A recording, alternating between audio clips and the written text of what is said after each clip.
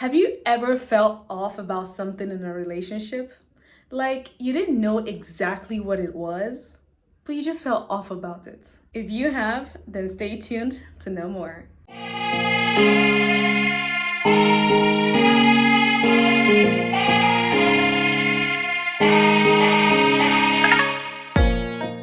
Hi loves, welcome back to my channel. My name is 𝗖𝗢𝗡𝗧𝗧, and on here I talk about faith, girl talk, and lifestyle. Today we are going to be speaking about how not to be used in a relationship. Yes, too many times we get into a relationship with high hopes only to end up in heartbreak and being used.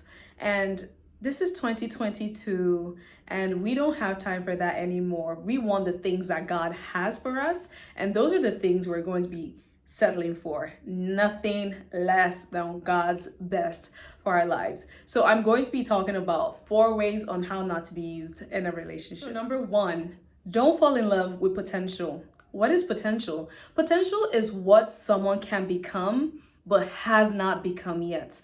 The truth of the matter is potential is good. Like, for example, we have the potential to write a book or to do something new or to create an app. If you've never done that before, that is a potential you might have.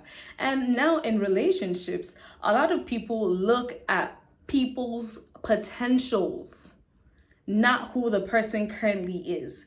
If you cannot accept who someone is in their present state at the moment, you should not be in a relationship with them, because you're going to keep hoping that they become that dream or that idea that they've sold to you.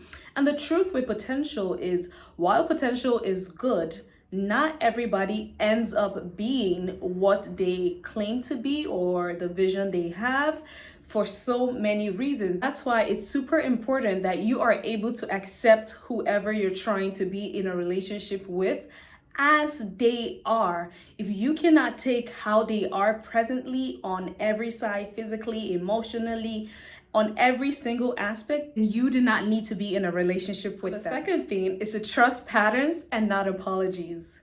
We've heard that actions speak louder than words. Can we start believing the actions of people versus the words? So the truth is, men fall in love with what they see and women fall in love with what they hear. And now, my ladies, I just want to let you know that even though you're listening to what a man has to say to you, it's very important that you keep your eyes wide open so you can see patterns, red flags, toxic behaviors that you do not want for yourself, and just eliminate yourself from that equation. So let's learn to trust patterns and not apologies, because people will keep apologizing to you over time for things that they are doing, and your heart is going to be drawn from them, and you do not want to be in a relationship with a person who has to apologize every single time and not act right. And this brings me to my third point: believe red flags. I always say that red flags are God's protection to hold you from a destination that He is not leading you to. If you see a red flag in someone's life, believe it. Believe who they are showing you to be. This is going to prevent heartache and future disappointments in your life. So if you see red flags now, it will be a great idea to stop, reflect, and see if you can proceed with these things and these behaviors and these patterns in your life.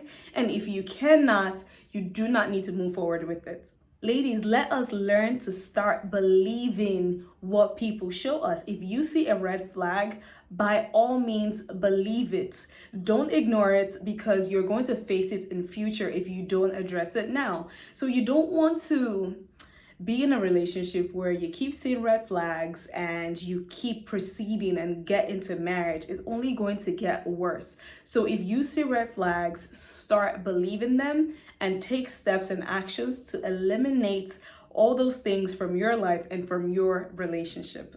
And number 4, trust your intuition. Have you ever felt off about something in a relationship or in a friendship?